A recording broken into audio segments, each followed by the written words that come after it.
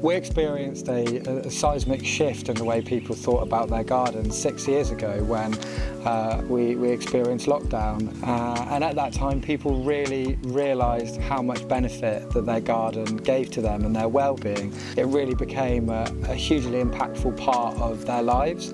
And since then, the change in appreciation for gardens has shifted significantly. Having that little bit of sanctuary is vitally important for people, and it's something that comes up time and time again in clients' briefs. Hi, I'm Will and this is Gabby, and we're from Artisan Landscapes. We're here today to visit our recently completed Clifton project. One of the key things with the brief was that there was no requirement for lawn, which was quite unusual for a garden of this size.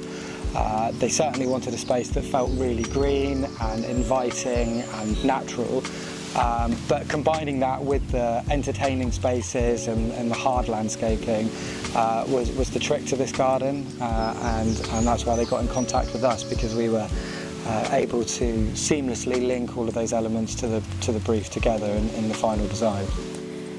This garden's a really good example of how I like to approach seasonality. There's lots of structure. We have evergreen shrubs, we have multi-stem trees.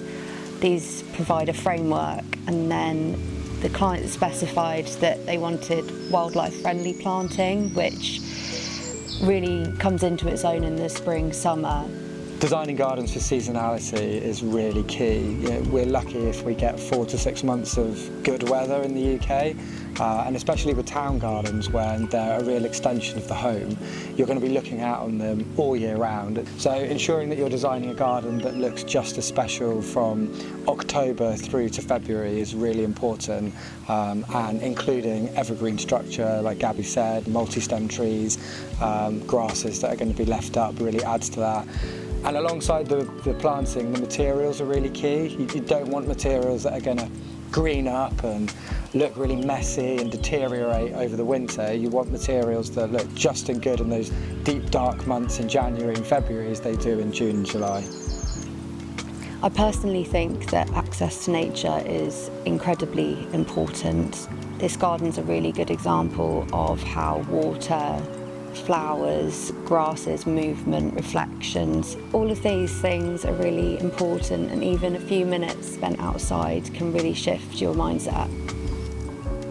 We want all of our clients to feel like we've transformed the way that they use their garden. It's not just about how pretty it can look or how lovely the materials are. Gardens are all about atmosphere, and when you walk into a garden, you really want to feel like you're stepping into your own sanctuary. It sounds a bit cheesy, but we would like a garden to feel like it's transformed someone's way of life.